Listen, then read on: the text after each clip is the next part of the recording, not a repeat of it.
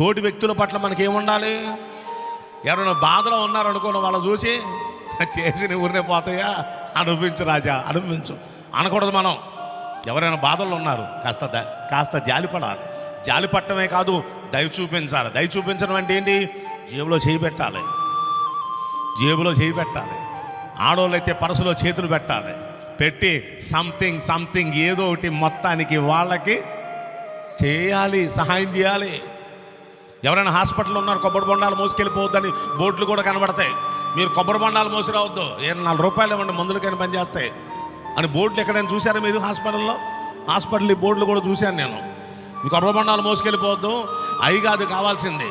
వాళ్ళకి ఏం కావాలి? రూపాయి కావాలి. అది ఏదైనా కాస్త వాళ్ళకి హెల్ప్ చేయండి, మందులకైనా ఉపయోగపడతాయి. కాబట్టి ప్రియ దైవ జనాంగమా, నేననేది ఎవరైనా కష్టాల్లో ఉన్నారు, బాధల్లో ఉన్నారు, వాళ్ళకి మీ వంతు మీరు ఏదో ఒకంత, మీరు అమ్ముడుపోయి మీరు పస్తులుండి చేయమని నేను అంటం లేదు. మీకున్న దానిలో ఏదో ఒకటి అలాంటి బీదల పట్ల మీరు కనికరం చూపించండి, దయ చూపించండి. అలా దయ చూపించే వారి మీద ఎవరు దయ చూపిస్తారో ఈ సంవత్సరం మనం అలాంటి దయాగుణం కలిగి ఉందామండి. ఎలాంటి దయగుణం? ఎవరైనా బాధల్లో ఉన్న వాళ్ళని చూచినప్పుడు మన హృదయం కొద్దిగా స్పందించాలి.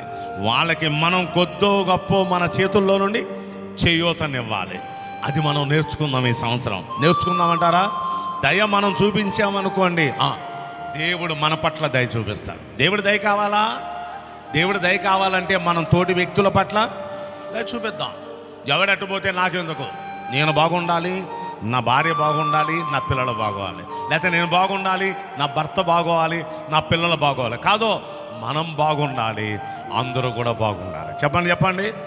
స్లోగన్ ఏంటంటే ఆటోల మీద కనబడుతుంది, అందరూ బాగుండాలి, అందులో నేను కూడా ఉండాలి అని.